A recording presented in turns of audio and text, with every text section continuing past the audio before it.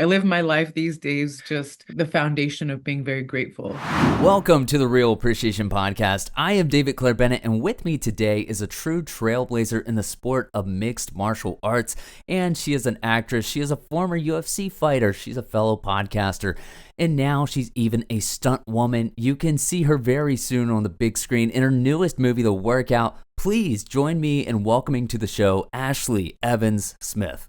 Thank you so much, David. I'm excited to be on your podcast. That was a great introduction. I've heard some of your other podcasts, and you yourself are an amazing podcaster. So props to you. Thank you so much. I appreciate it a lot. And listen, speaking of mixed martial arts, before we get into this awesome movie that you're working on, you have faced some of the toughest fighters out there in mixed martial arts. I want to talk to you about what you find to be some of the most challenging fights that you've ever had and how you mentally prepare for those kinds of fights. Oh, yeah. A lot of my fights have been there's this quote in MMA or fighting in general where they say your next fight is your most important fight, or your next fight is your hardest fight, because that's the one you should focus on and prepare for. But really, when you have been in the UFC or have, I'm not in the UFC anymore, I'm retired, but when you've been in there for almost a decade, every single fight is your hardest fight. There's no easy fights in the UFC, and I got in there real early in my career, so I feel like I really had to bring my A game every single fight. A few that stand out. I mean, there's a transgender fight that was before the UFC, which was back in 2013, I believe. So like a decade ago, I fought Fallon Fox, and that was something that became headline news and was ahead of its time, I guess, if you will, speaking about everything that's going on right now. So that was definitely one of my hardest fights. And then, like I said, being in the UFC, highest level of mixed martial arts, every single fight was so tough, even the ones where I won by a TKO or that kind of decision. It doesn't matter. Each single fight, especially the fight camps themselves, were incredibly hard. How do you stay focused and mentally strong through whether it's injuries, setbacks, weight cutting? I know how much of a bitch that can be. Yeah, yeah, a lot of people, a lot of normies, if you will, someone who doesn't come from wrestling or maybe boxing, jujitsu, mixed martial arts. People are not familiar with the agonizing feat of cutting weight. And we won't go into that whole thing, but cutting weight is not dieting. It is the short, very intense form of draining all your body of its liquid in a short period of time. And We call it torture. We call it torture, Ashley. torture, yeah, it's really human torture on yourself. No, weight cutting is something like everything that you mentioned, the fight camp, the training, the actual fight week, everything. It's such a mental feat, and each one takes its own little characteristics, right? And I can just speak from my own experience, and collectively, my tenacity, my resilience, the mental willpower, all of that came from wrestling on a boys team in high school, wrestling in college and internationally. That solidified the toughness. And you've heard wrestling is the toughest sport in the world. And it is. It really is. I say that to everyone. Wrestling is the best thing to get into if you want to do mixed martial arts. It's an amazing foundation, not just for skill set, but mentality. Everything that you're going to need in life, not just in a athletic, career, but life is tough. Life is really goddamn tough. And then you're going to need all those mental skill sets, resilience, tenacity. And I'm just so lucky that I wrestled at a very young age. And to answer your question, that mental toughness came from wrestling, and you got to continue to push yourself and say, like, I can do hard things because you did it once and you can do it over and over and over. And yeah, just keeping the ability to do hard things fresh in my mind, which, leads us into now stunts, acting. Oh, that is so uncomfortable. Mentally, that's so hard. It's not even a physical thing. It's a mental hurdle that I now need to get over. So Yeah, it's just something you have to practice day in and day out, whether it's physical, mental, or now even emotional. There's something I am so excited to talk to you about outside of UFC, outside of MMA, and that awesome stuff. I know that you were recently in Texas for the premiere of the upcoming movie that you're in, The Workout, which, like I just said, you have a role in it. But talk to me about this role in the movie and whatever you're able to talk about, and how this exciting opportunity came about for you. I I honestly still can't believe that I was in an action movie and not, not like random person in background number three or something like that. It was surreal. It was such a cool experience. I live my life these days just the foundation of being very grateful. And with that, you wake up every day and you're just like, is this really my life? Is this really my life? And so, to answer your question, being in the workout, working with all of the cast and crew, man, I'm just a lucky girl. I know it takes hard work to get to where you, but also what I'm realizing is it's a lot of meeting the right people, and sometimes you do get lucky. And I got really dang lucky to meet director James Cullen Bressick, who gave me my opportunity, and that's a fun story. We could talk about that later, but so the director's amazing, the cast and crew are amazing. Literally, there's, you know, Hollywood actors. We've got Josh Kelly from General Hospital, Peter J, who's been in the industry for 20 plus years, so much experience, an amazing stuntman, finally getting his lead, and his time to shine as a front man. And all the while they're focusing on themselves. They're asking me, "Hey Ash, you need any help? We want to run lines. You want to practice this stunt? You want to?" And like, oh my gosh, I'm such a girl. I'm getting like choked up a little bit, but it's like All good. that means so much as someone coming in from a whole new industry, a whole new career, yeah, industry, I don't know what the word is, but yeah, a whole new, field of work. And I'm just, I said this in the premiere the other day, just being a little white belt compared to these black belts. And everyone was so kind. The makeup artist, Unique Chung, the stunt coordinator, Luke LaFontaine. And I think everybody just really appreciated the fact that I was like, yo, I don't care about fighting. I don't care about any of that stuff. Please just teach me everything you know. And I went in there like young grasshopper, ready as a sponge. And everybody appreciates that because I think there's probably a lot of I knew so much in Hollywood. But um yeah, it was overwhelming to answer your question, David. Sorry. I could literally go on. Being on set for the first time, I had done smaller roles, female boxer one, non-speaking, or like literally there's a one independent film, my first one. Um, oh my gosh, sorry, I'm drawing a blank on Tom. Oh my gosh, this is so sad. But anyway, I was a non-speaking character like Silent Bob from Jay and Silent Bob. So like this was a huge step up for me. And with that came, it's high risk, high reward, right? And so the anxiety, just like before a fight, not exactly the same because no one's trying to punch your lights out, right? But the fear of failing is still there. And it's failing in it can be similarly embarrassing, but also, like I said, yeah, just so high risk, high reward. And it was just an amazing experience because as I tell people now what I'm getting into, I find myself, saying what I want to do, but then also having all these nerves attached with it. And I was talking to actually Clay Guida the other day. If you're familiar with MMA, he's like an OG legend who Mm-hmm. is Yeah. older than me, still fighting.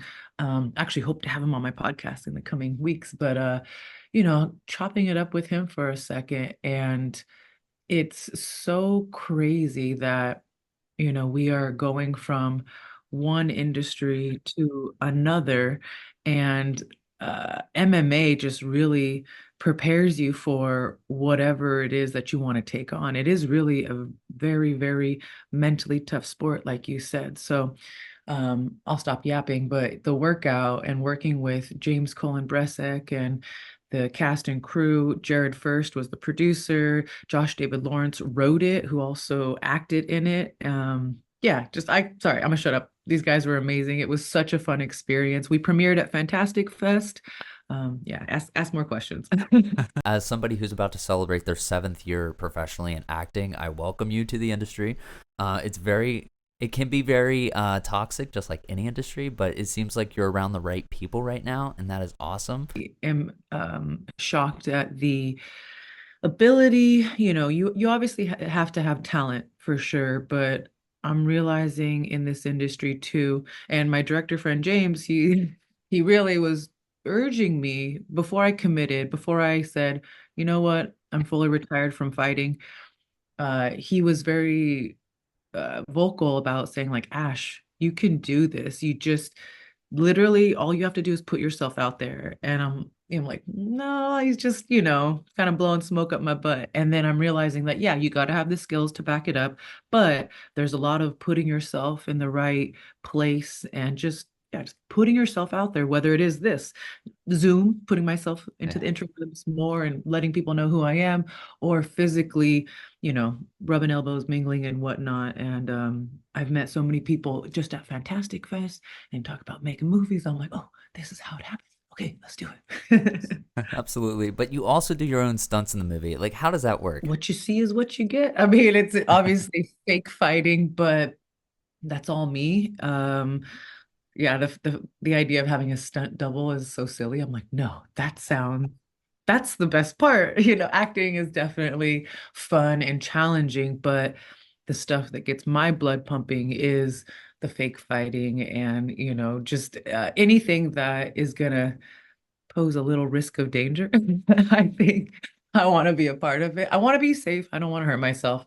And I have so much to learn and that's with everything. But yeah, the stunts, man. I've only worked with one stunt coordinator so far, but I think that's another really exciting part of acting and being an action star, doing stunts as well as the acting.